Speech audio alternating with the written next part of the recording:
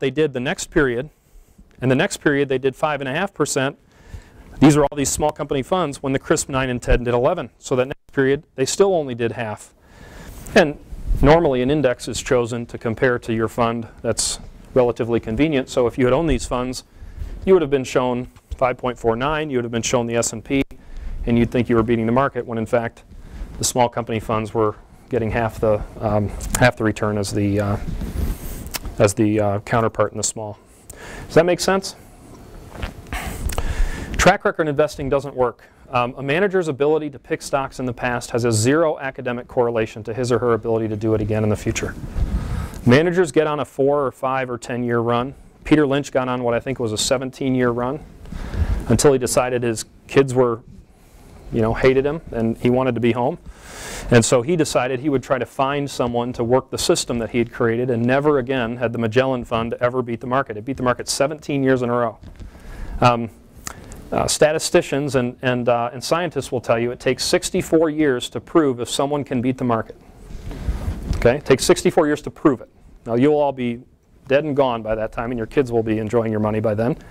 But it takes 64 years to prove it. There are a few guys, Ken French is one of them at the University of Chicago. He believes Peter Lynch figured it out, that he could beat the market. He even found another guy, a hedge fund manager in New Hampshire, that he believes can beat the market.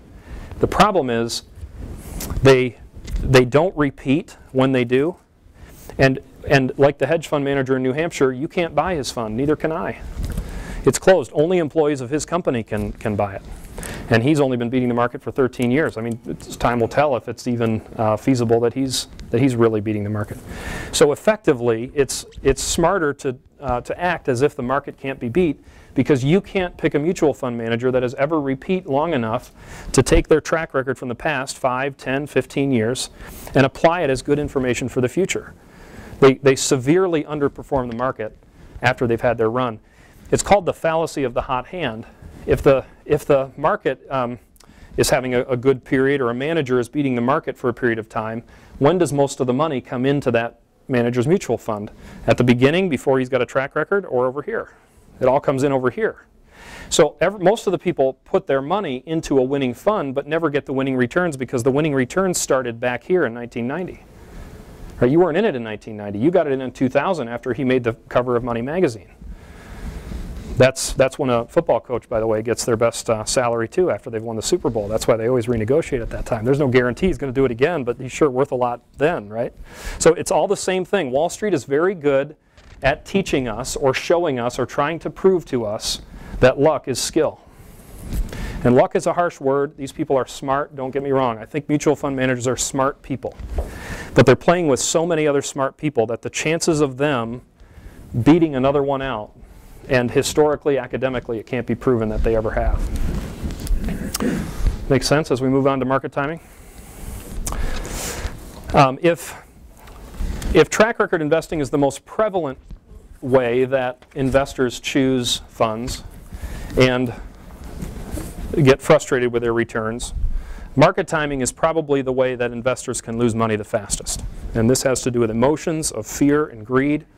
Has to do with all kinds of contributors to your life that can happen. Market timing is simply put is any attempt to alter or change the mix of assets based on a prediction of some kind about the future. Okay, and the myth here is that money managers or investors, mutual fund managers, are able to utilize market timing to effectively predict up and down markets and add return or detract from losses in down years. Okay. Now, the reason why we know that this doesn't work is because of the studies that Dalbar, D-A-L-B-A-R, this is listed in your book. You could take these notes down if you wanted to, put these numbers in. Nope, you don't have to take these notes down. They're in that little blue box on the bottom of page 8. Dalbar does this study annually.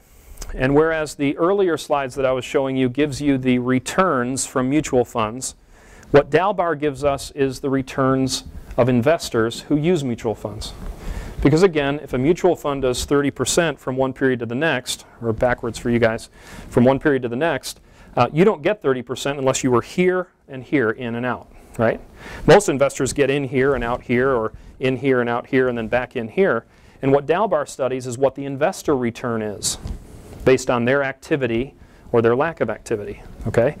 And Dalbar has come in again through the year 2010 that as the S&P 500 index bests 9%, including those rough years in the past, that the average investor in equity funds is getting less than 4. This is admittedly up a little bit. It used to be 2.9 to 3.1. It's now 3.8%. Inflation's 2.5. But the investor, on average, is severely losing to the market, severely underperforming the market. And it has to be a behavior gap, right? It has to be someone's behavior. Because if the market, the stock prices in 1991 were X, and at the end of 2010, they're Y. And the difference between those is an average rate of return of 9.14%. And if you didn't get that, someone misbehaved, correct? Someone had to misbehave because the stock prices are documented here and here. And we call that a behavior gap because it's either your behavior, as you might be emotional as an investor, not any one of you in particular, but the investor world as a whole, or it's the money markets manager's behavior, the mutual fund managers. We're going to go into what happens to detract from your return. My experience is, by and large, the average investor out there does what they ought to do. They buy and hold, right? You buy a mutual fund, and every 2 weeks with your pay or every month out of your checking account into your Roth IRA goes the money, and you trust that the folks that are dealing with Wall Street are buying and holding as well, right? But there's a lot of activity that you don't see behind the scenes, which we'll get to as well. So there's a behavior gap that causes this chasm of 4 or 5% between the actual return that people get and what the market gets. And the reason it's so difficult to time the market is because of what happens. And this would be in your book in that big blue box. You can take down some of these numbers. If you invested $10,000 of your money in the beginning of 1991 and you left it invested the entire period of that 20 years, your investment would give you a return of 9.05%. Your $10,000 would have turned into $56,000 plus. Make sense? Now, had you missed just the best 5 days out of 5,040 trading days, you missed 5 of them, the 5 of the best. Now, granted, this is an illustration. You're not going to be so unlucky to pull out and get back in on just the 5 best days. No one's that unlucky, right? You missed some good, you missed some bad. But as an illustration, if you miss the best 5 days only, your return goes down by more than 2%. The point we're trying to make here is that the stock market is not tame, right? It has 5 or 10 or 15 days, and in fact, frankly, during this 20-year period of time, had you missed the 40 best days, you would have had a negative return. 40 out of 5,000. The stock market is a tremendous wealth building tool, but you cannot figure out which 40 of those days are going to be the best ones that you need to be in for. You're better off leaving it alone for 20 years and making sure that you don't have money in the market that you're going to need during that 20 years, unless it's diversified into something that offsets it. Does that make sense? Market timing is not possible because it's so unpredictable. The market is not a predictable entity. Tactical asset allocation is market timing in disguise. Market timing traditionally has been, should I be in the market or should I be out of the market? That's the left-hand side of the screen. But tactical asset allocation, not a week goes by and financial planning newsletter comes into my email box that talks about tactical asset allocation. That's essentially where they look at all the different, many of the different categories. They look at large U.S. companies, international small, large U.S. value, fixed income, and all the different sectors. They say, okay, we think Euro is going down. Wish they would have timed that a little better, right? A lot of these guys. And we're going to move to U.S. small. Or we think Japan's about to have a tsunami. So we're going to come out of Japan and we're going to move into the Eurozone or something. And they tactically asset allocate. The word tactical is your tip-off that they're predicting something, that they think they know what's about to happen. One of the funniest commercials for me, I watched the whole thing, my kids are getting sick of it, is where they have this monologue and different things are happening. Sometimes it's with rice, sometimes it's with lasers, and it says, we understand the workings of a complex environment. We know how the production of rice in one country affects the railway speed in the United States. And I look at that and I think, are they serious? Do they really think that we believe that they can put all those connections together? There are billions and billions of connectors, billions and billions of things that they would need to get right.